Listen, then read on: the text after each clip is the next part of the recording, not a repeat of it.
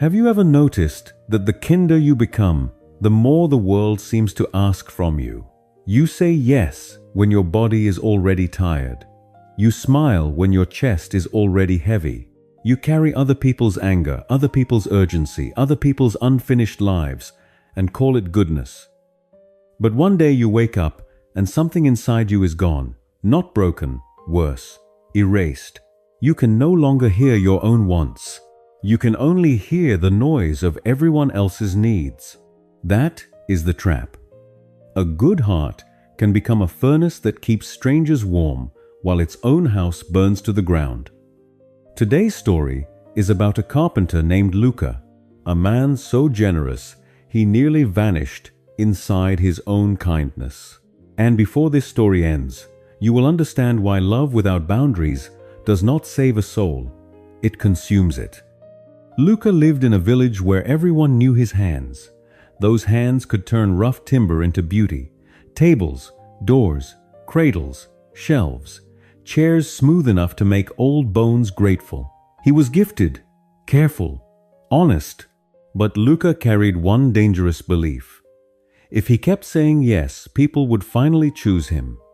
So he said yes to everything. Yes to repairing a fence before dawn. Yes to cutting wood through the night. Yes to lowering his price. Yes to impossible deadlines.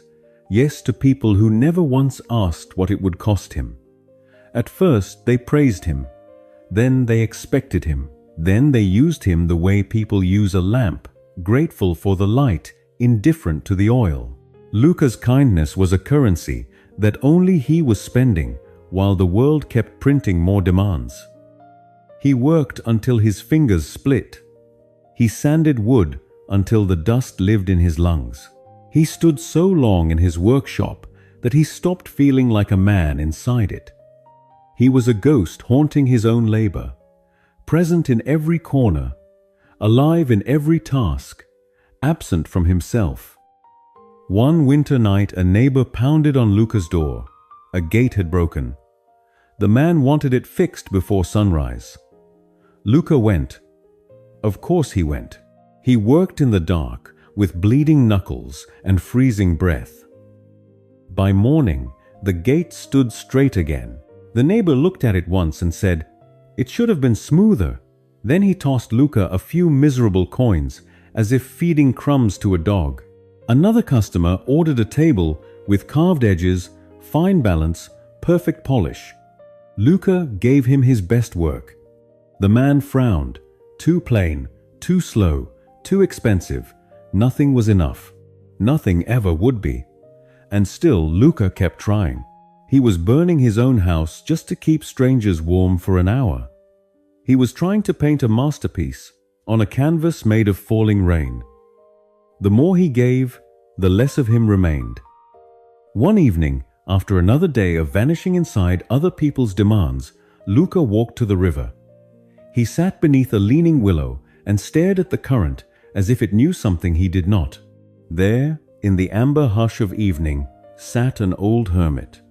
He had watched Luca for years.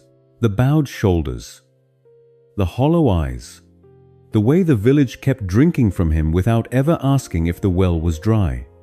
The hermit rose slowly and brought out 2 clay bowls. One was whole, the other was cracked from rim to base. He handed both to Luca and said, "Fill them."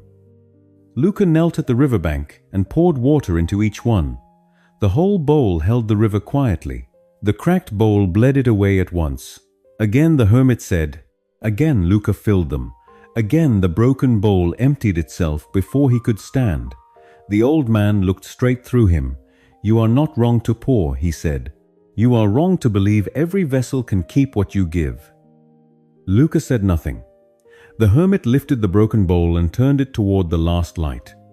"Some souls," he said softly, "are sieves, not sanctuaries. No matter how much light you pour into them, they remain in shadow." Luca's chest tightened. The old man continued, "You keep blaming yourself because they stay empty. You think you must give more, work harder, bend lower, bleed deeper." But then the hermit placed the cracked bowl back into Luca's hands and whispered the sentence that split his life in two. "You are trying to feed a black hole with a spoon." The river moved quietly between them. Luca felt something terrible and clean rise inside him. Recognition. He had mistaken being useful for being loved. He had mistaken being needed for being valued. He had not been building belonging. He had been auctioning pieces of his soul to the cheapest bidders. That night, Luca did not sleep. He sat in his workshop while the oil lamp threw amber wounds across the walls. He looked at his hands, hands like little valleys of scars and sawdust, hands that had built 1,000 things for everyone except the man they belonged to. And for the first time, he understood. He was not a carpenter in his own life. He was furniture. People leaned on him, rested on him, used him, then complained when he was not soft enough.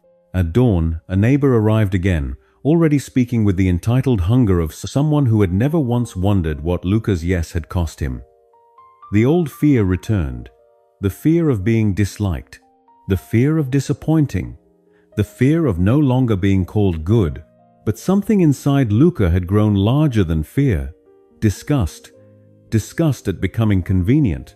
Disgust at setting himself on fire to be mistaken for sunlight. So when the demand came, Luca did not answer with rage. He answered with stillness, with the silence of a mountain too ancient to argue with passing clouds. No, just that.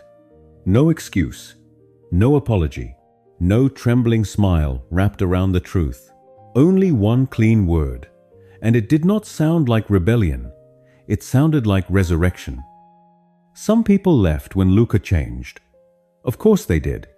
The ones who only loved his usefulness called him proud, cold, ungrateful.